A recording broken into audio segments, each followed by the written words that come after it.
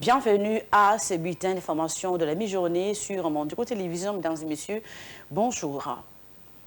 La République démocratique du Congo a connu des avancées dans la mise en œuvre de la déclaration d'Addis Abeba, notamment sur l'accès à l'éducation des femmes et à la santé sexuelle, aussi reproductive des jeunes filles. C'est ce qui ressort de la journée d'évaluation de cette déclaration à Kinshasa le mardi 9 avril 2024. Mais il y a encore des défis qui restent à relever. Vinigali Junior pour plus de détails.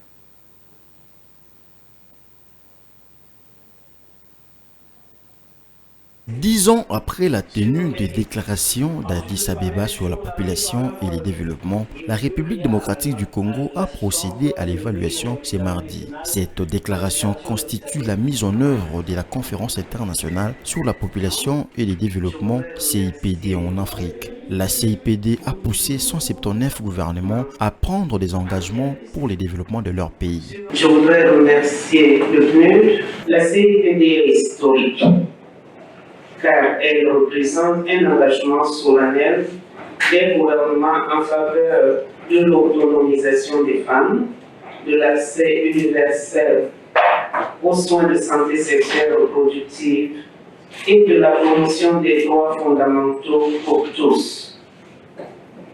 Ce fut un tournant décisif pour le monde entier, car nous partions du cadre étroit des objectifs démographiques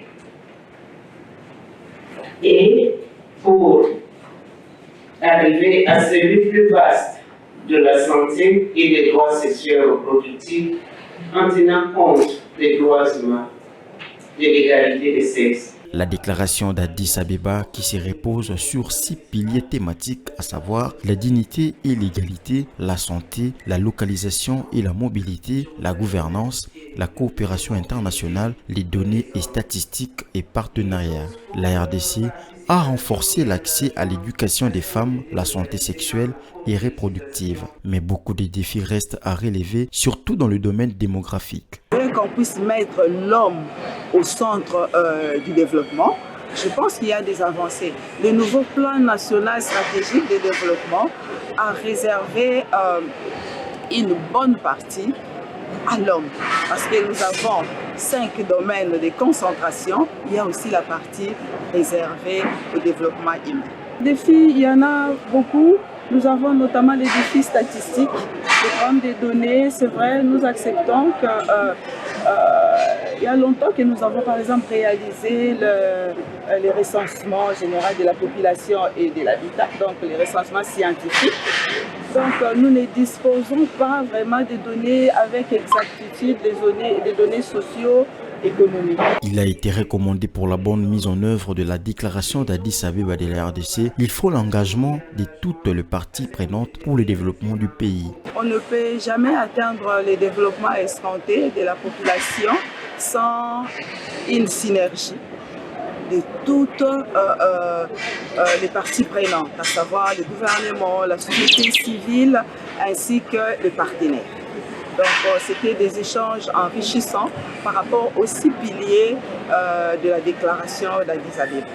Et le ministère du Plan étant chargé de l'évaluation du processus, le ministère du Plan a mis en exergue quelles sont les avancées et quelles sont aussi les difficultés, les défis qui nous attendent. C'est en 2013 que les États africains s'étaient réunis pour développer le mécanisme de mise en œuvre de la CIPD, conférence internationale sur les populations et les développements tenue au Caire en Égypte. Et à l'Assemblée nationale, c'est confirmé, Christophe Mbosonko Diampouanga est candidat à la présidence du bureau définitif de l'Assemblée nationale pour la 4e législature de la 3e République. Il est l'étiquet de l'Union sacrée de la nation. L'heure est actuellement à la campagne pour la course au perchoir au Palais du Peuple. Regardez.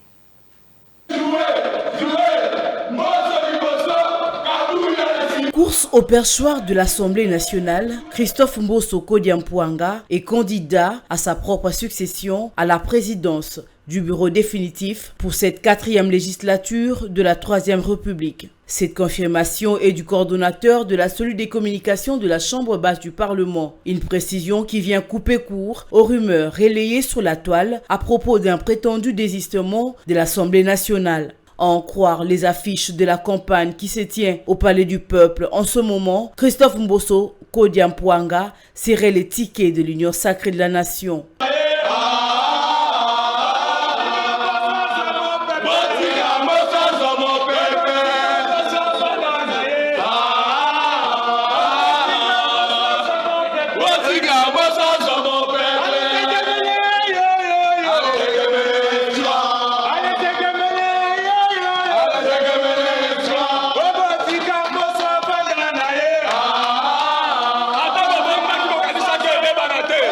Ceci n'a pas empêché certains cadres de cette plateforme présidentielle de nourrir leurs ambitions afin de concourir pour la présidence du bureau définitif de la Chambre basse du Parlement. L'heure est actuellement à la bataille médiatique de certains militants et cadres de partis politiques qui vantent la gestion de leurs candidats à travers de plateaux politiques. Christophe Mbosso, 82 ans d'âge, plusieurs fois ministre. Il sera une fois élu président définitif de la Chambre basse du Parlement. À la fin du mandat, il aura 87 ans.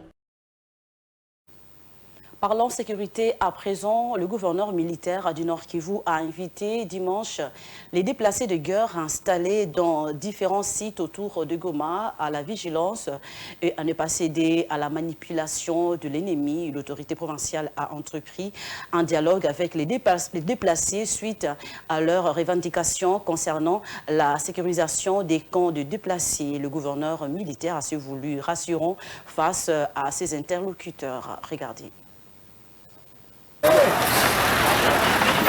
Victime de largage à répétition de bombes par la coalition RDF M23 ayant causé mort d'hommes, le déplacé de guerre venu de la cité de Saké à 27 km de Goma craignent pour leur sécurité. Ils ont fait pression sur l'autorité provinciale militaire du Nord Kivu pour retourner dans leur milieu de vie naturelle.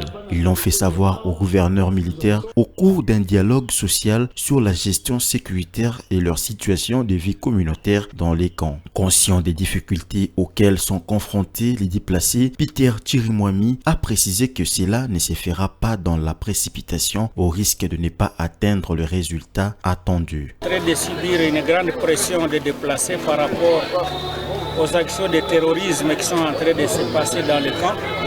Il y a des bombes larguées par l'ennemi à partir des hauteurs de Sac qui tuent la population déplacée. Il y a aussi ces actions de terrorisme qui sont dues par les grenades qui explosent chaque nuit.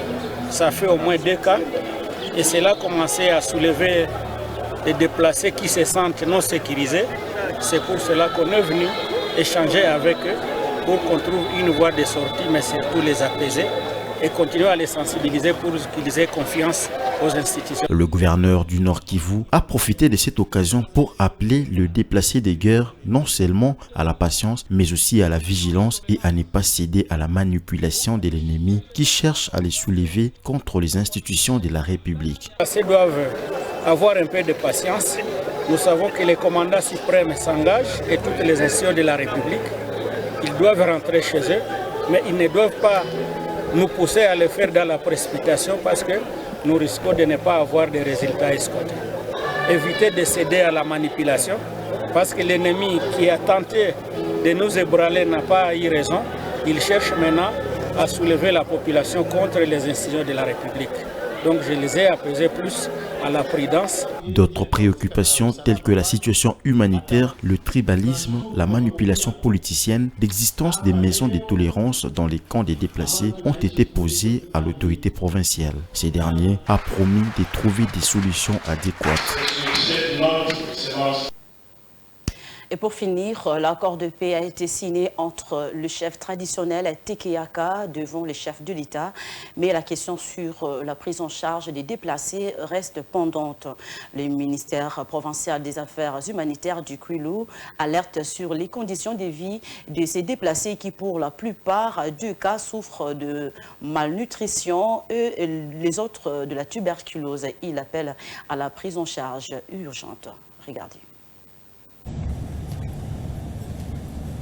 L'Asbel, le jeune authentique, visionnaire du Grand Bandundu Javiba, aujourd'hui dans la nouvelle vision de la Grande Léopoldville, à travers son président, se félicite du lobbying et du travail abattu auprès des autorités pour l'organisation de la table ronde entre les acteurs impliqués dans le conflit foncier qui a opposé le chef coutumier Teke Eyaka à Kwamut, lequel a abouti à la signature de l'acte d'engagement pour la paix et la stabilité dans les provinces de Maïndombe, Kwango, Kwilu, Congo central et Kinshasa devant le chef de l'État Félix Tshisekedi. Faustin Bimitia Kinkoufi en est l'un des acteurs malgré qu'il n'y avait pas pris part. Nous nous sommes battus pour que notre voix puisse être entendue auprès des autorités. Nous avons saisi de temps en temps, plusieurs fois, les ministres de l'Intérieur ainsi que même les présidents de la République pour solliciter la tenue ou sinon d'activer la tenue de la table ronde qui devait réunir les notables, les territoires de Kwamut, de Bagata, de Kenge ainsi que Kimvula et commune de Maluku.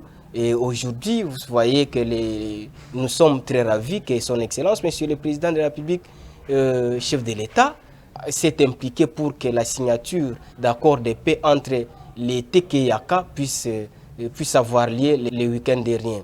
Nous sommes dans les regrets que son Excellence, Monsieur le Vice-Premier ministre, ministre de l'Intérieur, n'ait pas pensé à Javiba.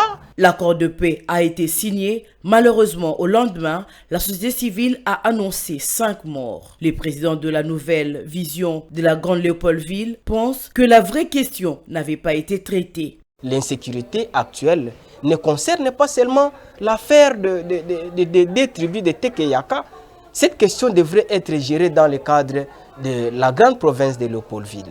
C'est pour cette raison que nous avons mené des consultations auprès de la notabilité à l'intérieur et à Kinshasa. Et nous avons mis en place une structure nommée la Grande Léopoldville, la nouvelle vision de la Grande Léopoldville, que nous sommes en train de militer pour accompagner le gouvernement dans les processus de recherche de la paix. L'accord a été signé le week-end, mais le dimanche, il y a eu des morts. Les accords signés, est-ce que c'est avec les acteurs? Est-ce que les Mobondo étaient sincères? Est-ce qu'ils étaient d'abord là? De l'autre côté, dans nos villages, il y a le phénomène Mobondo. Dans nos villes, il y a le Kuluna. La population va vivre où? C'est pour cette raison, nous demandons à son Excellence, Monsieur le Président de la République, de revoir encore l'accord. Dans l'entretemps, les déplacés ne cessent de demander de l'aide pour leur retour et le moyen pour faciliter leur réinstallation. Voilà ce qui met fin à ces bulletins d'information. Bon suite de programme sur Montico Télévision. Au revoir.